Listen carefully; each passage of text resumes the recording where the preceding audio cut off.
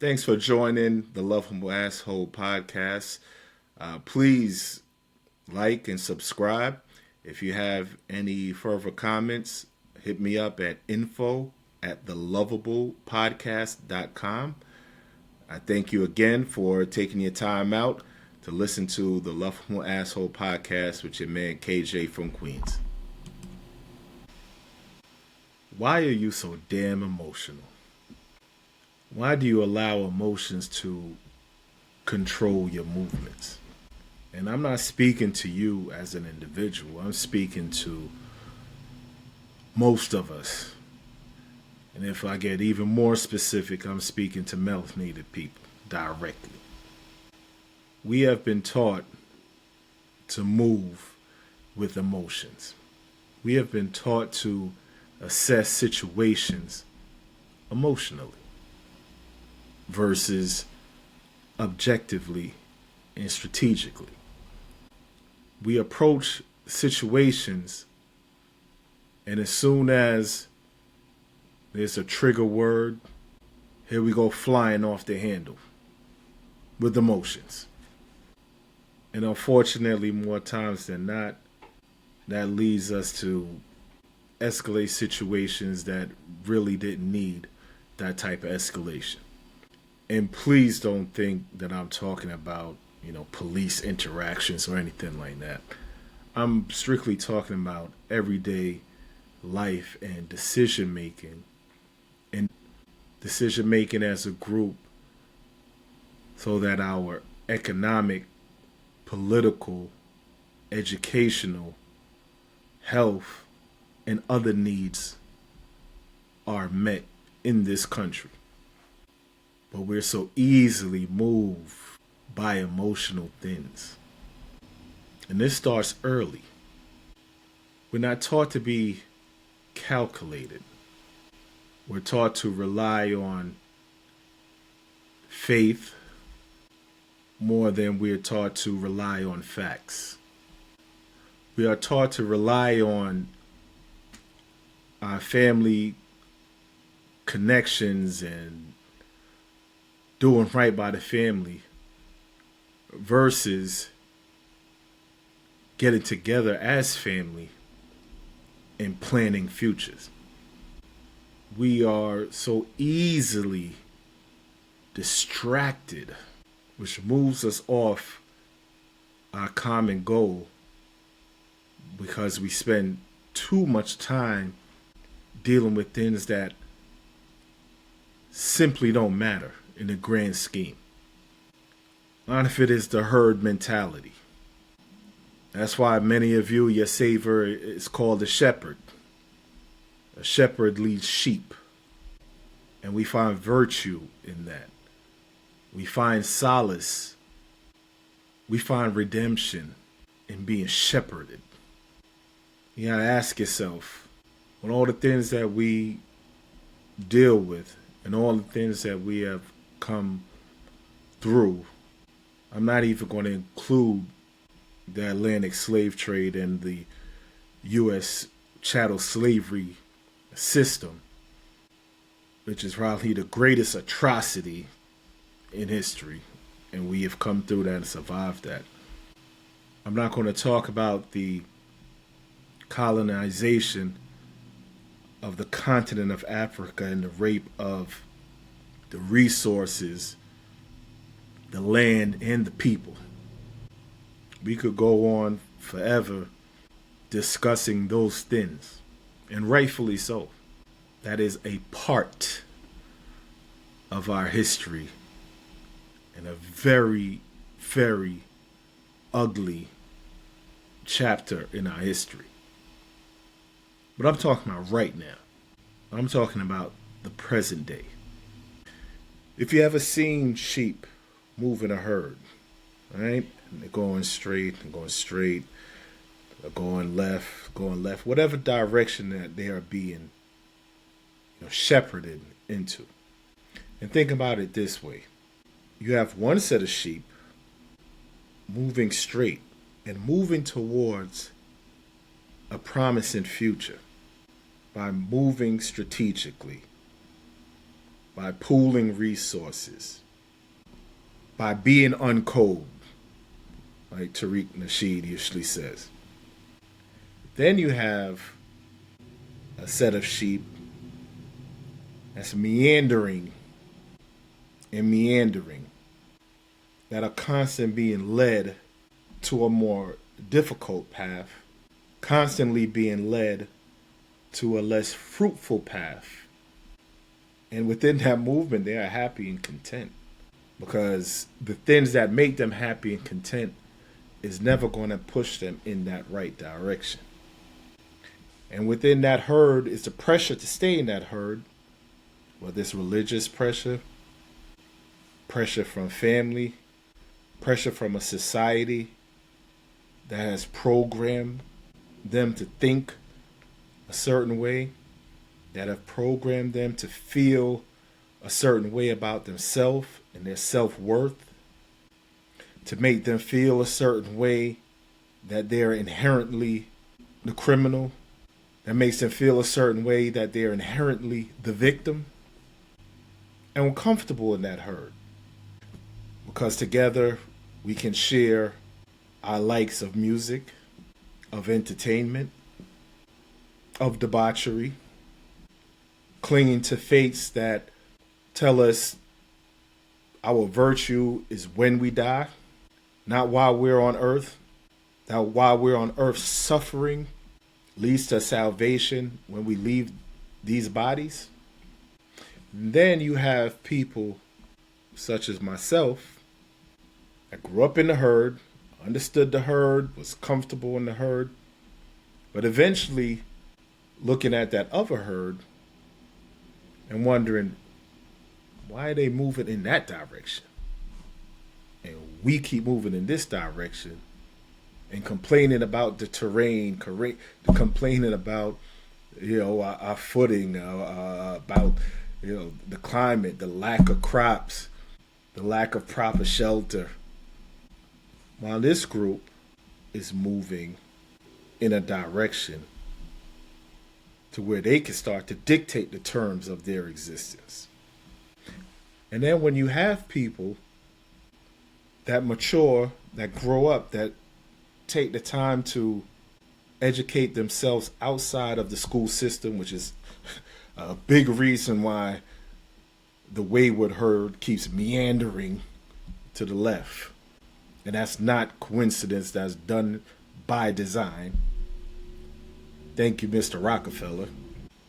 And when people who obtain this other knowledge, this knowledge outside of one book, I'll let you guess what book that is, but outside of one book, and like, maybe if I let go of some of these things in the herd that identifies me as such, maybe if I lose some of the distractions that keep us meandering and take the time to look over to the other herd and study them the way they have studied us, and then now make choices, make decisions to move differently, just maybe we could start to see a different outcome.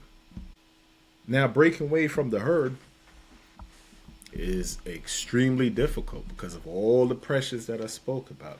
The religious pressures, the pressure of family, the pressures of fitting in with others, with your social norms, culture.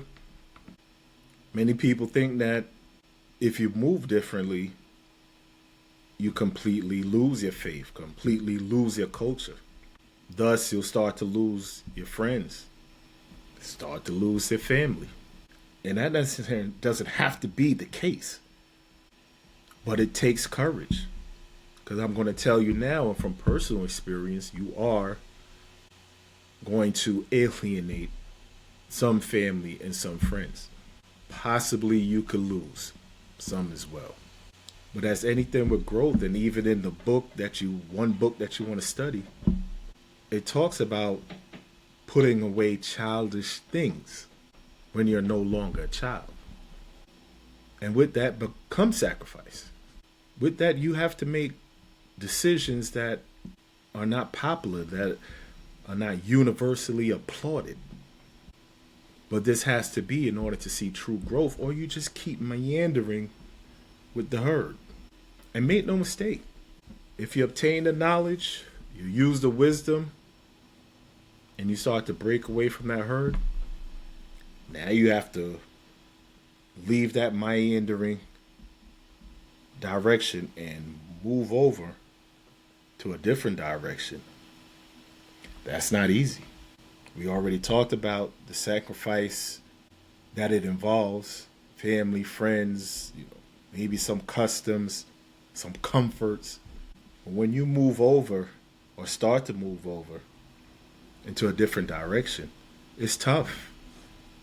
You may have never been there before, so it's difficult. You learn as you go. Maybe that terrain is a little tough as well because it's not what you're used to. And most definitely, when you go to join the herd that's moving in a more progressive direction, that doesn't mean that they're going to open their arms to you. That doesn't mean that they're cheering for your success. So again, it takes a courage, it takes a sacrifice. But at some point in time, we have to break away from the herd one by one by one by one by until we thin out that herd. We'll never, ever, ever get everyone to move over. And I'm here to tell you now, the majority of people moving in that meandering herd will never even turn their head to the right or to the left to see anything different. And that's okay. Every great movement starts small. Like a plaque that was at my grandmother's kitchen, even the mighty oak started as a nut. Everything that needs to grow starts small. And that's all that's needed. But it needs a commitment. It requires a sacrifice. It involves a discipline in order for you to break free. So I say this to say, things that get most of our people emotionally wrapped up, especially, every 4 years, even number years, where all of a sudden we care about a political process. Things that get our people whipped into emotions, like who's the president when, in fact, the president is the CEO of the corporation called the United States of America. He has power, but he does not have control. The people who have control keep you distracted with music that is no longer uplifting, with celebrities that have nothing much to say, and we shouldn't be dealing with celebrities anyway. It's other than entertainment. I don't know of any other group of people that put pastors and entertainment at the forefront of their movement. It is the dumbest shit ever. In front of your movement should be people that understand the law, understand finance, understand the art of negotiation, or more importantly, understand the art of combat. We put our softest targets in the front and wonder why we always lag behind. At some point in time, there has to be a great awakening. At some point in time, you have to read less of one book and pick up about 10 to 100 other books to gain real knowledge, to expand your knowledge so that you can come to more precise conclusions of what's going on and what's ahead. At some point in time, as a collective, we have to agree to move in the right direction. That doesn't mean on every individual level you all have to be the same. It just means that there are certain things that have to have importance to us as a group, as a community, as a people, and we cannot waver from those things. It's okay if you like to do the left foot dance, or it's okay if you like to do the right foot dance. I could care less. But there are things that must be agreed upon as a collective. And those are the important things to move us forward. True education. I am not talking about the education we've gotten. We're in Black History Month. Born and raised in Queens, New York. I didn't know shit about black history, real black history, or real melanated man history until I got to be a grown-up, a father, and made the decision I needed to learn more so I could pass down a different type of education to our children. So all of you out there crying about CRT and, oh, they're wiping our history. What fucking history? I was taught, hey, you came over here on ships from Africa. Yeah, we whipped you. Yeah, we put you to work. Yeah, we sold you, bought you. But guess what? Our white president freed you. We fought a war to free you, which is the biggest crock of shit ever. That Civil War was not to end slavery. As in all wars, it was about money. The North wanted to expand their industrial power. The South wanted to be able to use their free labor and expand their enterprises west. Nothing more, nothing less. It was about money. Then fast forward, past Reconstruction or any of the progress, all of the universities that were built, all of the vocational schools that were built, all of the education that was achieved, all of the communities were built, all of that was skipped over. We went from, came here on boats, Abraham Lincoln, to Martin Luther King. And sitting down in restaurants, getting smacked in your head, dogs sicked on you, water hoses sprayed on you. Well, we had a great leader who, despite all of that, just had a dream of all of us coming together. Sure, growing up in New York in my time, you were taught more about Malcolm X. I don't even think kids learn about him now. Matter of fact, I know. I asked my teenage son and they barely knew who the hell that was. In my time, he learned little Marcus Garvey. And I also think it was regional. I don't think, and please correct me if I'm wrong, but those of you that were born in the 70s and early 80s, were you taught, really seriously taught about other figures than Martin Luther King and some of your safer figures, your Harriet Tubman, Sojourner Truth, Frederick Douglass, and then that was it. And it's even gotten worse. So what are we complaining about? They're not teaching our kids real history anyway.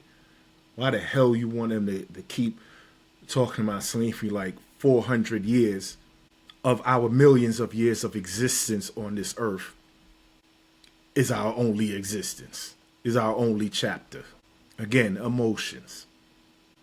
Sticking with one party in this crooked political system anyway, out of some devout loyalty that borders on the line of idol worship because they know how to prey on your emotions.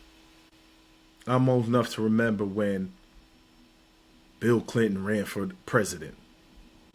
The same Arkansas governor that insulted our sister soldier, and called her a black KKK member for speaking truth to power and wanting black empowerment.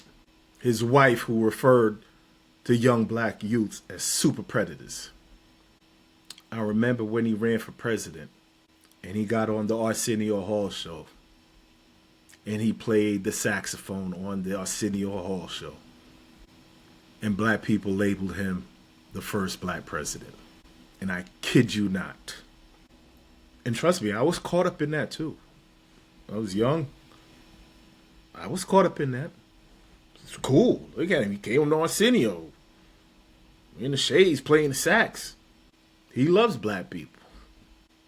Only to find out that the combination of Clinton and Biden have been the worst thing that happened to generations of black men and women. They enacted laws that tore apart families. They enacted laws that sent the state gulag against black people in ghettos across the entire United States after his predecessors let the drugs in the neighborhood that started destroying it in the first place. But back then, shucks, he played the sax on Arsenio. He's an honorary black president. Emotions. And decades later, his wife comes on a morning show and talks about having hot sauce in a fucking bag. I guess she thought that was her saxophone moment. Fast forward, we have celebrities twerking at national conventions. Emotions. You say one word to us, here comes the emotion. Like little schoolyard girls. And excuse me to all the tough whipping out there, but you know what I'm talking about. So easily distracted. One of our hip-hop pioneers, who though he pushed the gangster rap nonsense that we all grew up in love, but in the midst of that, it was more of a consciousness, more of a cry out to what was happening in areas like South Central LA. He gave us moves to be proud of with predominant black cast, right? The Friday collection. He simply stated and took the time out to create a non-emotional economic plan that said he will present it to whomever would listen. And because one man that we are conditioned not to like, and he's the evil bastard, make no mistake about it, but they all are, because the motherfucking that was in the office before him wrote that crime bill that sent countless black people to jail for 10, 15 years for goddamn crack. I don't know why he isn't evil too. And we canceled him. We canceled. And it's not a new story. Same thing happened to James Brown. James Brown was about economic empowerment. He didn't want to deal with, as much as, black and proud, he was about black empowerment and economic empowerment, and brought these things to then President Richard Nixon. And we try to cancel him too. We move with so much emotion. And that's why they keep getting us. That's why they keep trapping us. They know the shit to do. All of a sudden, when it's election time, you better believe there's going to be a police shooting. That makes the news. You better believe there's going to be some racist event that makes the news. Because it being shit, these things happen every day. But you better believe there's going to be a sensation. There's going to be sensationalized events close to election time to whip us in emotions, to not even think about demanding certain educational, financial, health benefits for an underserved community. Nah, let's give us the events. Maybe we'll go out and march. We'll have a bad guy on one side and all of a sudden a good guy on the other side. While both the bad guy and the good guy, when the cameras are turned off, are having a drink and laughing behind our back in their country club that they're both a member of. When you have to make a decision, we don't have excuses anymore. Too much access to information. Enough information that you can start to weed out what is misinformation. We have too much technology to speak to people around the world within seconds, to understand what's going on around the world within seconds. Access to books by just typing a few words. You get it shipped right to your house, sometimes the same goddamn day. We have to make decisions now to stop meandering with the herd. You're going to leave a lot of them. And some of them you're going to have to do that goddamn boat wave bon voyage. It is what it is. I don't mean you don't love them, but you can't continue to walk with them. If they don't want to turn around, if they don't want to change the direction, they just have to keep on their journey. It's okay. Stop moving with emotional IQ and start moving with actual IQ.